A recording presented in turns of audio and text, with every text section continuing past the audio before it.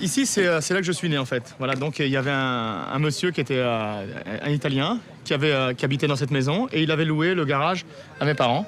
Et donc je suis né dans ce garage, c'est-à-dire que je suis pas né à l'hôpital. C'était là derrière. Mais bon, là on voit rien. Donc c'était, il y avait pas ce mur. Et mon père a accepté ce garage parce qu'à l'époque c'était difficile de se loger et puis ils n'avaient pas beaucoup de moyens.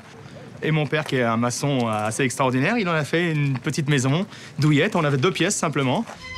Un 2 pièces aménagé dans un garage. Car dans les années 50, lorsque les parents de Roberto débarquent de Sicile, ils n'ont que leur courage pour richesse. Francesco est maçon, Lucia est couturière. Roberto naît en France en 1963, suivront une petite sœur et 2 frères. Comme tous les membres de la famille, Roberto a la passion de la musique. Le voici à l'accordéon, à seulement 5 ans. Mais pas question d'en faire un métier. Maman l'imagine comptable, papa le verrait bien prendre sa suite dans la maçonnerie. Et moi, enfant, je me souviens, je me baladais entre les madriers. Je me souviens, mon père, il bricolait ici, il faisait de l'électricité. J'étais toujours avec lui, je courais. Je voyais ma grand-mère arriver, là. Elle ouvrait le portail et moi, je courais dans ses bras. Et donc, j'ai de beaux souvenirs. J'ai même des photos où je suis assis ici, comme ça. J'ai un chapeau et puis des cheveux longs. Je suis tout petit et je suis assis là. Voilà, on était là et c'est là que je suis né. La jeunesse de Roberto, celle des enfants d'ouvriers modestes de banlieue. Une vie entre enfants d'immigrés, italiens, portugais, espagnols ou maghrébins.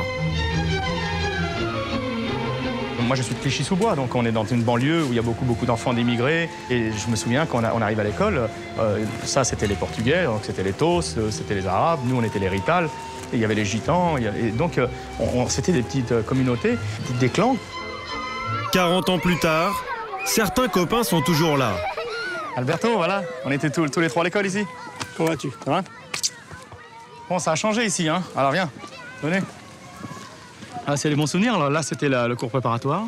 L'instituteur de l'époque habite toujours le quartier. Comment ça va, monsieur Rousseau? Monsieur, bonjour. Vous allez bien? Ouh là là, ça fait longtemps, hein? 10 ans. Ça fait bizarre de revenir. En tout cas, bon, ça a changé, mais en fait, l'intérieur, tout ça, c'est pareil, quoi. Et puis alors, ce qui est drôle, c'est qu'à l'époque, on avait un petit peu honte de nos prénoms, parce qu'on avait des prénoms italiens. Alors, on se faisait appeler Robert. Je me souviens, en 6e, déjà, sur mes copies, c'était Robert Alagna. Puis après, quand j'ai vu que j'avais un peu plus de succès avec les filles en tant qu'Italien, j'ai dit, oh là, ça va marcher, j'ai remis Roberto. Ça, c'était notre classe, la classe de monsieur Rousseau, voilà. On était là. Et moi, je me souviens, c'était des classes à la Marcel Pagnol. On avait encore l'encrier et tout ça, vous vous souvenez? C'est vrai, c'est vrai. Voilà. Et moi, ma place, c'était ici.